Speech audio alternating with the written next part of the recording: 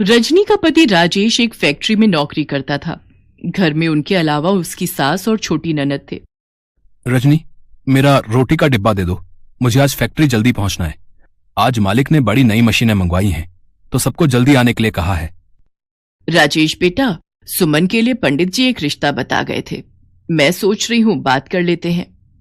ठीक है माँ, इस सोमवार मेरी छुट्टी है, लड़के वालों को घर बुला लेंगे। क्यों रजनी, तुम बताओ। हाँ ठीक रहेगा, मैं घर पर ही कुछ अच्छा खाने का बना लूंगी।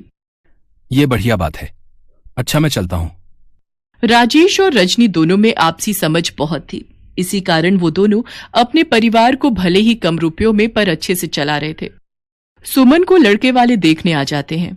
उन्हें सुमन पसंद आ जाती है और 6 महीने बाद की तारीख सुमन की शादी की पक्की हो जाती है।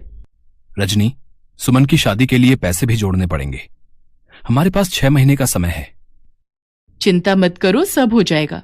मेरी शादी की सोने की चेन और चूड़ियां मैं सुमन को दे दूंगी, जेवर का काम हो जाएगा। बाकी तो अभी समय है, हम शादी के लिए जोड़ लेंगे। सुमन, तेरी रजनी भाभी सचमुच कितनी अच्छी है। हाँ माँ, मैं भी यही देख रही हूँ। वो हम सब के बारे में कितना सोचती हैं। सब कुछ ठीक चल रहा था, पर कहते हैं ना, खुशियां और परेशानियां दोनों बिना दस्तक दिए आती हैं। एक दिन फैक्ट्री में मशीन पर कपड़ा काटते हुए राजेश का हाथ उसमें आ जाता है। राजेश बुरी तरह जख्मी हो जाता है।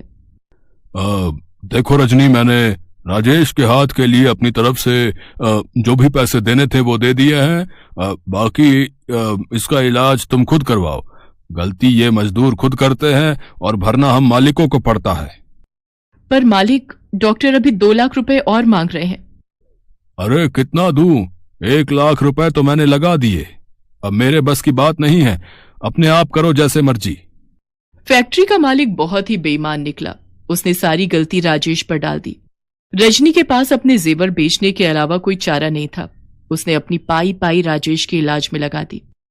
1 महीने बाद राजेश को हॉस्पिटल से छुट्टी मिली और वो घर आया, पर अभी भी राजेश का हाथ ठीक नहीं था और घर में कोई कमाने वाला भी नहीं था, इसलिए पैसों की परेशानी शुरू हो गई। उधर सुमन की शादी के दिन भी नजदीक आ रहे थे। सब कैसे होगा, कुछ समझ नहीं आ रहा। सुमन की शादी को 4 महीने बाकी रह गए हैं। माँ जी, आप चिंता मत करो, जब तक मैं इस घर में हूं, इस घर पर कोई आंच नहीं आएगी। मैं काम करूंगी माँ जी। पर रजनी, तुम क्या काम करोगी?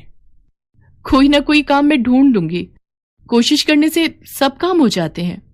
रजनी रोजाना ही काम की तलाश में घर से निकलती थी। एक दिन चलते चलते उसे प्यास लगी। उसने एक टमाटर सूप की दुकान देखी। रजनी ने वहां से पानी पिया। कुछ देर वो टमाटर सूप बनाने वाले को सूप बनाते हुए देखती रही। दुकानदार गर्म गर्म टमाटर सूप कटोरे में डालता, उसमें ब्रेड के टुकड़े डालता और क्रीम मिलाकर ग्राहकों को बेच रहा था। रजनी को यह काम बहुत ही आसान लगा। ग्राहकों की भीड़ भी सूप की दुकान पर लगी हुई थी। अगर मैं भी टमाटर सूप का ठेला अपने मोहल्ले के पास लगा लूं तो ये सूप बनाना तो बहुत ही आसान है। राजेश अभी कुछ समय और काम पर नहीं जा पाएंगे। मुझे कुछ तो करना ही होगा, आगे सुमन की शादी भी करनी है। सब बातें सोचती हुई रजनी घर आती है और राजेश से इस बारे में बात करती है। राजेश मान जाता है। रजनी के पास उसका मंगलसूत्र रखा था। पहले तो उसे देखकर रजनी की आंखों में आंसू आ जाते हैं, पर वो मजबूर थी। उसके पास पैसे नहीं थे, इसलिए वो एक सुनार को अपना मंगलसूत्र बेचकर 5,000 रुपए ले आती है। उन रुपयों से रजनी सूप बनाने के सारे बर्तन और सब्जियां खरीद लेती है। राजेश एक व्यक्ति को जानता था जो ठेले किराए पर देता था। अब रजनी को बस सूप बनाना शुरू करना था। रजनी सारी तैयारी के साथ भगवान को याद करके अपना टमाटर सूप का ठेला मोहल्ले में लगा लेती है। धीरे धीरे ग्राहक रजनी के ठेले पर टमाटर सूप पीने आने लगे। शुरू शुरू में उसकी कमाई थोड़ी होती थी, पर जैसे जैसे रजनी ने टमाटर सूप और स्वादिष्ट बनाना शुरू किया तो ग्राहक बढ़ने लगे। रजनी बहू, अगले महीने सुमन की शादी है। मैं सोच रही थी कि कुछ खरीदारी शुरू कर देते। माँ जी, आप चिंता मत करो, मैंने 5 लाख रुपए की एक कमेटी डाल दी थी। इस महीने मैं वो कमेटी उठा लूंगी, फिर हम आराम से सुमन के लिए जेवर और कपड़े खरीद सकते हैं। बाकी रोजाना की कमाई से भी कुछ न कुछ बचत हो ही जाएगी। रजनी, तुम जैसी बहू पाकर हम सचमुच बहुत धन्य हो गए।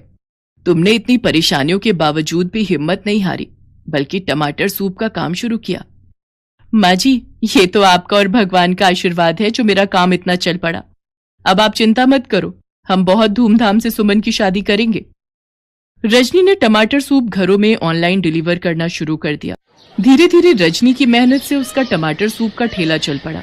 राजेश की तबीयत में सुधार था, वो भी रजनी की मदद करता था और फिर दोनों ने मिलकर अपना सूप का काम और बढ़ा लिया और पैसे जोड़कर सुमन की शादी भी धूमधाम से कर दी।